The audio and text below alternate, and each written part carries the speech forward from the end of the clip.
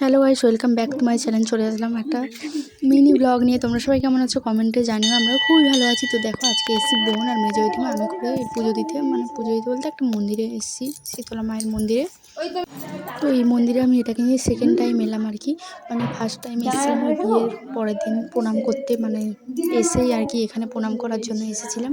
তারপরে এই আজকে এলাম, মানে তখন রাস্তাটা তো মনে ছিল না, কারণ তখন প্রথমবার এসেছিলাম তো, তাই এখন একটু একটু বুঝতে পারলাম যে এখানে এসেছিলাম। হ্যাঁ, এখন চলে আসলাম আমাদের দেশের শীতলা মায়ের মন্দিরে।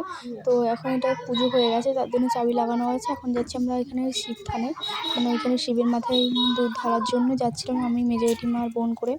তো চলো শিবের মন্দিরে যাই, গিয়ে তোমাদের দেখাই। এই মাস্টারটা বাসে আসে একটু হাতেও দিয়ে যাবে, তখন দেখতেই পাই। তখন পূজা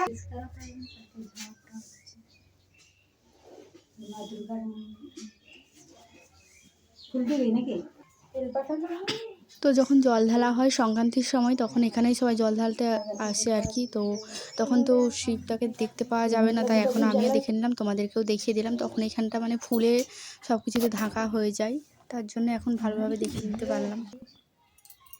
যে এখানে শীতলা মন্দির আগের বাড়ি দেখেছি, সেই যে এসেছিলাম এখানে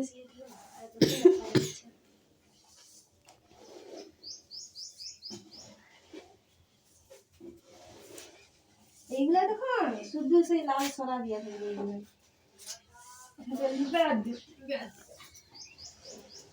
এইগুলো হাতটা দিয়ে পড়ে থাকবে, এগুলা কাদা বালিয়ে দেখুন চ্যাপ চ্যাপ করে।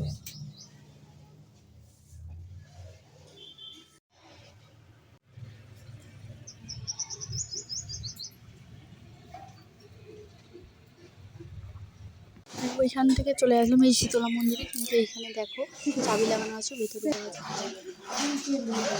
তাই আমরা এই দরজার কাছেই পুজো দিয়ে দিচ্ছিলাম আর কি, এখানেই ভোর রেখে আর এইখানটাতেই দুধ ঢেলে দিচ্ছিলাম। মানে যাদের কাছে চাবি ছিল তারা বললো এখানটাতেই সব কিছু দিয়ে দিতে। তারপর পুজো দেওয়া হয়ে গেল এখন আমাদের সবারই। তারপরে এখন এই যে বাড়ি চলে যাচ্ছে। আর দেখো আমাদের বাড়ির সাইডেই এই যে নদীটা, মানে কংসাবতী নদীটাই এদিকেও আছে আর কি। মানে এইটা রাস্তার সাইডে আমাদের বাড়ি, আর রাস্তার ওপাশেই নদী। দেখো কত সুন্দর জায়গাটা। তোমার তো এরকমভাবে দেখানো হয়নি যে রাস্তার সাইডেই নদীটা আছে, তাই ভাবলাম আজকে দেখিয়ে দিই। আর তারপর বাড়ির সামনে এসে দোকান থেকে বোন একটা নিয়ে নিলাম মাজা, আমি একটা নিয়ে নিলাম কোল্ড ড্রিঙ্কস। তো চলো আজকে আমার ভিডিওটা এখানেই শেষ করলাম। ভালো লাগলে লাইক কমেন্ট করে দিও। সবাই ভালো থেকো, সুস্থ থেকো।